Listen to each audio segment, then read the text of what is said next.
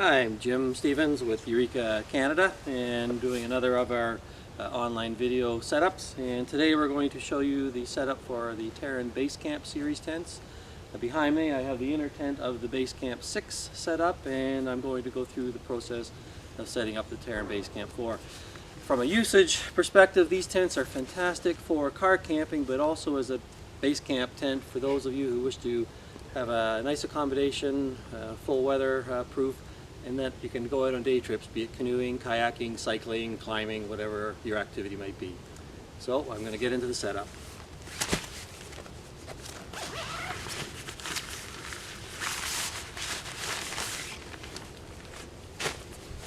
As with all tents, highly recommend, and I don't care what brand it might be, when you purchase a tent, take it home, and if you can, set it up at home first before you head out on your trip.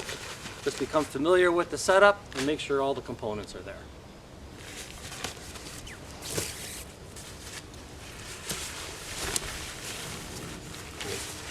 As with most tents, Taron Basecamp's included. You'll have the inner tent based on the floor, the fly sheet. These are a few accessories you'll see later. And your frame. And lastly, the set of stakes. And that's where we, with our Eureka tents, include the written instructions.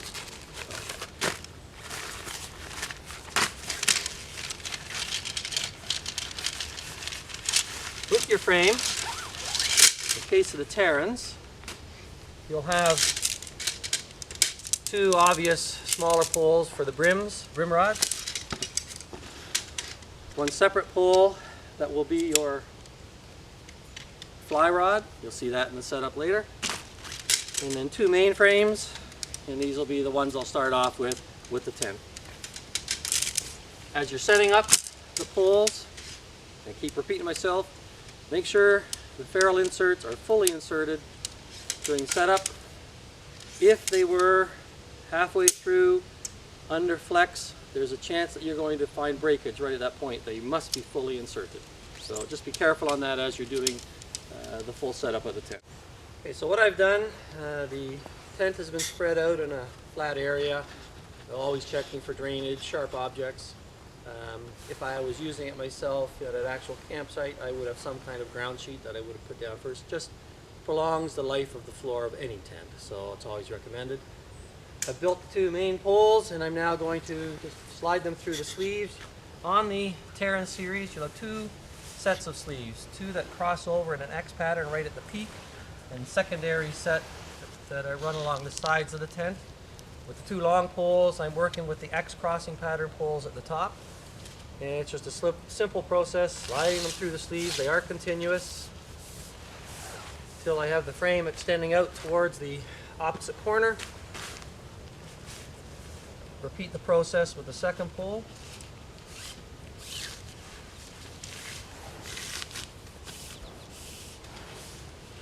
I typically now will choose the pole that's on the top, laying on the topmost pole, and make the connections in the corner. So I'll go and make my pole tip insert into the corner grommet. Working from the opposite side, I'll now create the hoop. And I will grab the end of the pole sleeve as a little bit of a leverage to balance out the shape of the hoop as I go along, trying to keep the pole sleeve centered as best possible, and then make my grommet attachment on this side. And then I'll go to the second pole, basically repeating myself, grommet into the web, grab the edge of the sleeve, center the sleeve on the pole, and then insert pole tip into the grommet. At this stage, I'll make the tent clip to frame attachment on all four corners.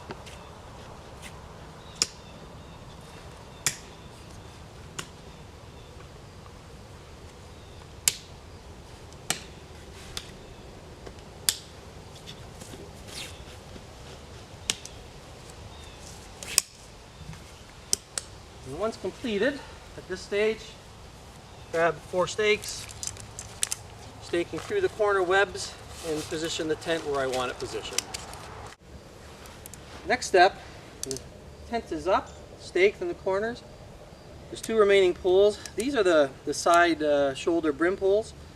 They're pre-bent, so don't be frightened by that. That's how they're supposed to be. And they're also grooved. There's a groove on the underside, so they will only go together in, well, should only go together in one fashion, creating your arc. Now what you're going to do is, these are the ones that will go through these sleeves on the shoulders. Again, simply slide them through.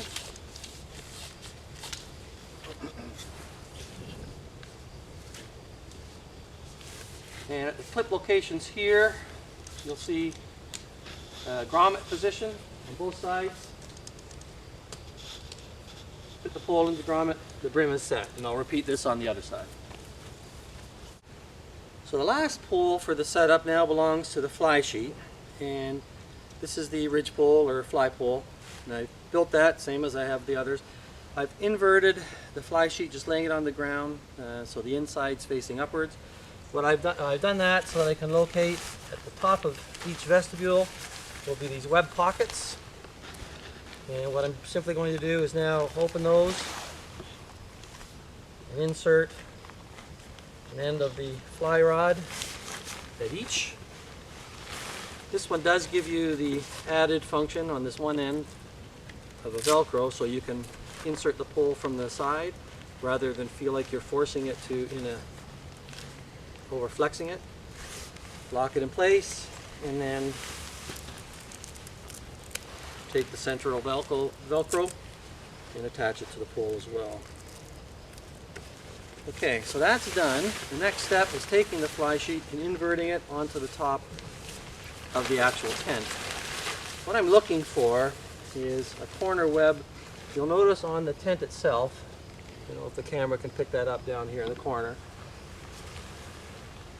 But this web, there's only one of the corners will have yellow and similar web on the fly sheet. So they are ideally to match up. To be truthful, there really is no front and back. You can invert it so the different vestibules could be on either end. But there is a yellow matching up on the corners for the purpose. I just take the fly sheet using the fly rod, lay it on top of the tent,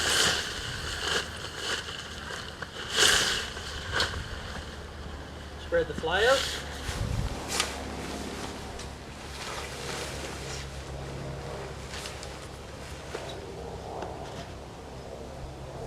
then there are some key locations on the underside of the fly that come into play now. So on the side at the shoulder where the guy line loop, kind of an inverted U pattern. You peel that back. On the underside is the corresponding Velcro. On the shoulder, on the brim rod, is a piece of Velcro as well. So you match that up, making your connection as such. Repeat that on the opposite side.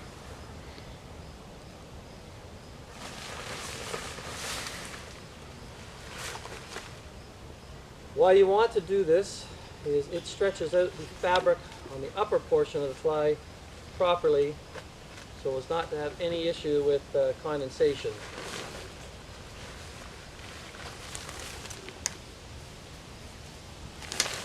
Next step, same idea. On the shoulders where the guy line ropes are attached, peel it back, find the Velcro locations, wrap them around the frame, and they'll be wrapped around below the clip system here. So I'll take that off again. Where the brim rod comes in and you've got your clip to the frame, on the bottom side or below is where you'll attach those Velcro pieces. And again, that's going to be on all four corners, four poles. And similarly, the second set of Velcro further down goes below the second clip and above the first. Important to do all these attachments should you get into some severe wind conditions and use the guy lines that are attached. It makes a huge amount of difference. So. The fly sheet has now been positioned, and all the Velcro locations on the underside of the fly have been attached. So at the center of the brim poles, and then the two locations on each of the leg poles. The final fly to frame attachments involve the center points on the fly sheet low down. On the inner tent, you'll see a loop with a simple ring, and on the inside of the fly sheet at the same location is a web with a toggle. Just fit the toggle through the ring, and when we go to do the staking out, we'll be able to do so. And that does twofold: separates, keeps the distance between the fly sheet and the inner tent at a constant for great ventilation, and two, it'll straighten up the inner wall, maximizing the internal space. And I'll finish that off with staking, and then I'll also make the corner quick release web attachments to the corner buckles. Do that all four corners, and then make the adjustments as required for tautness. So we've made all the attachments now, the fly complete, just staking out the side. As you can see, you want to get a good gap if you can between the tent, make your adjustments as you required, and the same would be on the other side. Now I'm going to move to the what I'll call the front vestibule. There are two vestibules on the Taron Basecamps. The one at the front, for different terminology, I will call kind of your foul weather entry, and I'll explain why, and then when we talk about the fair weather entry, I'll explain why I give it that name as well. They are different. However, when you're putting the fly on, if you get it reversed, you don't have the yellow webs lined up, don't worry, it still works fine. So, but I'll walk over here. Why I call this the foul weather entry, it has a built-in vestibule pole or strut rod, and what you want to do is get it positioned at such slight angle, facing away from the tent, and using the two webs, like so, you want to stake it as such. So get the pole positioned by doing that, and then working one stake, locking it in, and then the second stake with the other web supply. If weather is such that you need even further, you can add a third guy line with another stake out here to really give security, but for most weather conditions this is going to be more than enough. You have a vent built into the vestibule high at the peak. If it's miserable and really driving, you can actually close it off with the Velcro. Most of the time, however, even in severe rain conditions, you would have it open. There's enough coverage to drain and still allow the airflow. Why I call this the foul weather entry is such, and I'm going to have the camera be repositioned to show you, but you can enter this one in a pouring rain without having any water come to the inside of the tent. Okay, continuing with the vestibule on this side of the tent that I've termed the foul weather entry. As you can see, the front prop rod is all staked in place. What that's doing is elevating the ridge line of the vestibule, increasing the internal volume higher up in the vestibule. Might not seem like much until you start using it and you really appreciate the higher level, the head and shoulder space. But as far as foul weather entry, you start down low with the zipper, work it up, and it's not pouring rain, but pretend it is, and I'm in a raincoat. I can run this up to about this mark, and that's why this is put here. It's kind of your rain indicator. I could crawl in at this point, in under the vestibule, without any rain hitting the inside of the tent, close it off to whatever level I needed for protection from the elements, peel off wet gear, and virtually go into the actual tent totally dry. Fair weather conditions, I can zip this all the way open and tie it off. You also have, which is kind of handy, a second slider, and I'll explain why this is a handy feature on a vestibule. If it was on the underside and there's a ton of condensation, which can happen on the inside of the fly sheet, or I just don't want to have to reach down low here to access that zipper, there is one that will start up high on this tent, allowing me to open it up, give some airflow and fair weather, visibility, and even to the point if I want, I can drop it all the way down to step out. And then once I'm out, I can run the dual sliders back up into the tie-off position. So, just kind of a convenience, not found in all tents.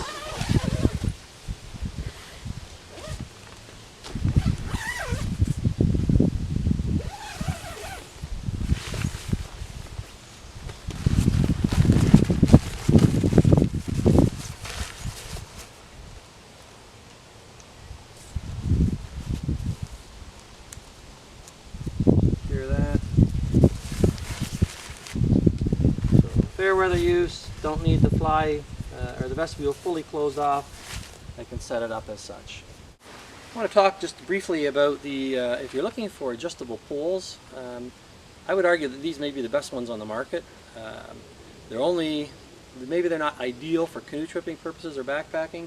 Canoe tripping, you could lash them into the canoe and use them only as required, but they're basically what they are, aluminum construction, but what I really love about them is the piece that's used for locking them in place. It's not the screw-in piece with a bit of plastic, but if you've used those ones, you know what I'm talking about, they tend to break rather quickly. It's just you loosen off the adjustable collar, slide the pole to the desired height you're after, and let the collar drop back down, and it locks. So straighten it, adjust, let it, and lock. And virtually nothing to wear and tear and break on it. So they won't rust. To me, wonderful pole systems. And I do require these optional poles for the back side of the Taron Basecamp tents. It's one way to use the vestibule. But I just wanted to point these out. They come in a 6-foot length, a 7-foot, an 8, and a 9. On the back side are what I call the fair weather vestibule entry to the Taron Basecamp series. The difference on these ones, instead of the single zip with the prop rod, they run 2 vertical zippers, just straight down. And you have options here. If you want the center panel of the unit of the vestibule to be rolled up, then you're going to use the outside staking location. If you want the side panels to be your entry and exit points and roll off and tie off, then use the webbing in the center position. I'm going to go with the outside for a center roll-up setup, and it's very simple. There's a D-ring on these ones. Stake through the D-ring, stretch out and stake, and repeat the process. Again, I'm in this case choosing the outside location. This gives you the option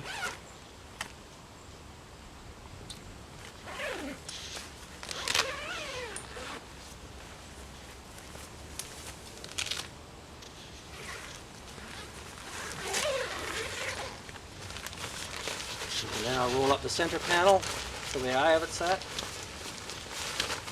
And for fair weather purposes,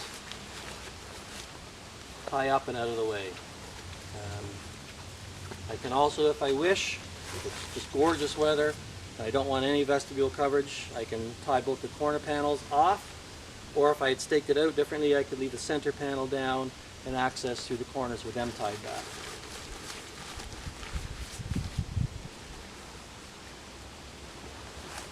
So, why I say fair weather, if it was pouring rain, rain would be hitting the inner tent, so I just termed this one the fair weather access. It also gives you tremendous viewing opportunities when the bugs aren't bad and the conditions are perfect. So you can open up the door and just enjoy the outside scenes. I'm now going to show you the one other option you can do with this panel from the vestibule. To do so, you would have to buy optional poles, adjustable poles, and a few extra guy lines and stakes to go with. But we have got the grommets positioned in the 2 corners of this panel. We sell our HA poles. These are the height adjustable aluminum poles. Get them set at similar sizing.